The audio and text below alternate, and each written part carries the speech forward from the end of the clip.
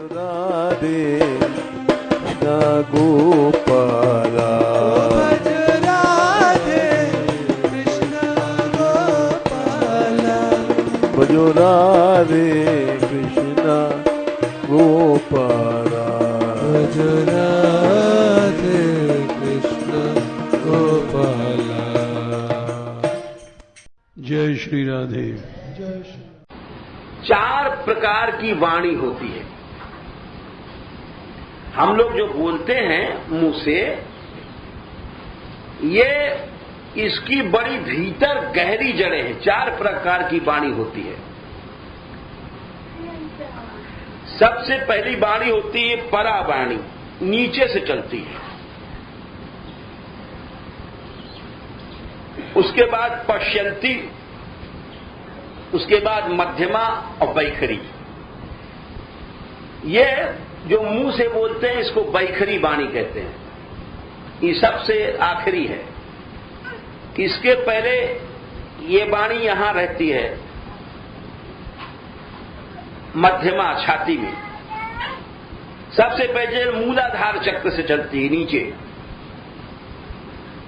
वहां परा वाणी है। फिर ये नाभि में आती है वाणी। जैसे यूं समझो कि कोई पेड़ है। अब पेड़ आपको दिखाई पड़ रहा है, बाबाई फूल लगे हैं, पत्ती लग रही है, लेकिन इसकी जो जड़ है वो बहुत नीचे जाती है, वो हम तुम देख नहीं सकते। कौन देख सकता है? कोई नहीं देख सकता है। ऐसे से पेड़ होते हैं जिनकी जड़ें नीचे, बहुत नीचे पानी तक पहुंच जाती है।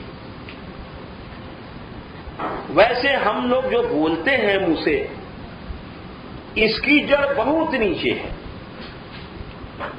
परावाणी मूलाधार चक्र नीचे से चली, वो संस्कार रूप थी।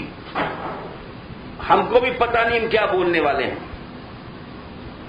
हर आदमी के मन में अब हम आप क्या बोलेंगे ये पता नहीं है। जैसे मान लो किसी ने आपको धक्का दिया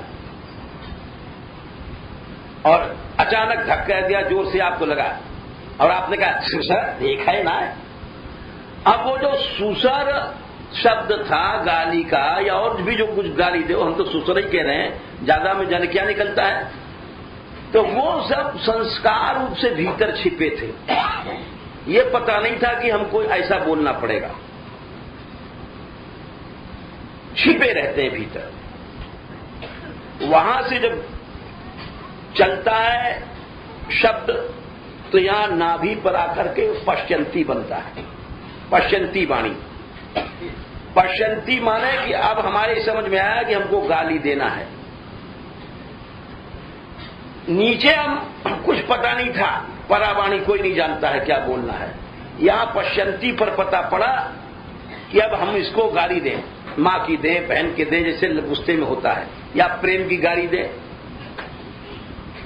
ये पश्यंती पता पड़ा। भाव रूप, उसका भाव रूप, सूक्ष्म रूप सामने आया।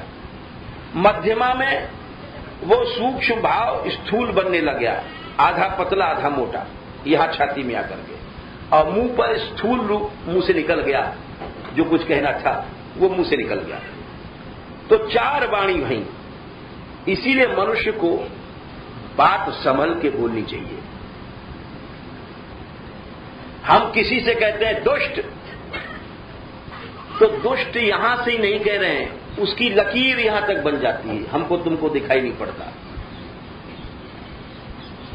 इसीलिए तो भगवान का नाम बोला जाता है, जपा जाता है, कीर्तन किया जाता है, कि भगवान का नाम जब यहां से लेंगे तो उसके प्रभाव से नीचे मध्यमा, पश्यंती और परावाणी तक उसका प्रभाव पड़ता है, और धीरे धीरे सारा शरीर भगवतमय हो जाता है। इसीलिए नाम की इतनी महिमा है। और जितनी नाम की महिमा है, उतने गलत शब्द बोलने का नुकसान भी है। हम मान लीजिए किसी कहते हैं क्यों बे गुंडे, अब हमने कमजोर था उसको गुंडा कह दिया, लेकिन उसका नुकसान नहीं हुआ। ये जो गुंडा शब्द निकला, इसका असर यहां पहुंचा, नीचे तक पहुंचा। यानी हम जैसे कहते हैं ये ससुर सांप है, तो सांप कहने से उस सांप की भीतर आकृति बन जाती है और उसका इतना गहरा खराब असर पड़ता है। इसीलिए भगवान ने कहा वाणी का तप शरीर के तप से बड़ा है।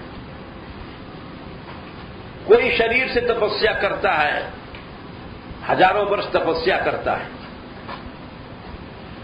और वाणी से कोई ऐसी बात निकल गई तो सब तप नष्ट हो जाता है। जबान संभाल के बोलनी चाहिए। कोई गाली दे तो उसके बदले में गाली मत दो, क्योंकि उसमें तुम्हारा नुकसान है। कोई अपमान करता है, खराब शब्द बोलता है, तो उसके बदले में तुम खराब मत बोलो। क्यों? कि जो खराब शब्द बोलोगे तो नीचे तक खराब लकीर जाएगी,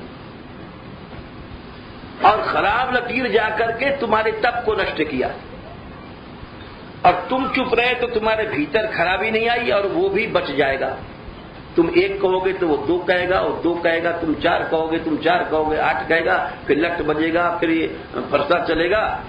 यानी इसीलिए भगवान ने कहा शरीर के तप से वाणी का तप बड़ा है। जरा इस बात को ध्यान दो। हम लोग सबसे ज्यादा नुकसान मुंह से उठाते हैं। 17वें अध्याय में आप देखो 15वां श्लोक, कृपा करो राधा रानी कृपा करो।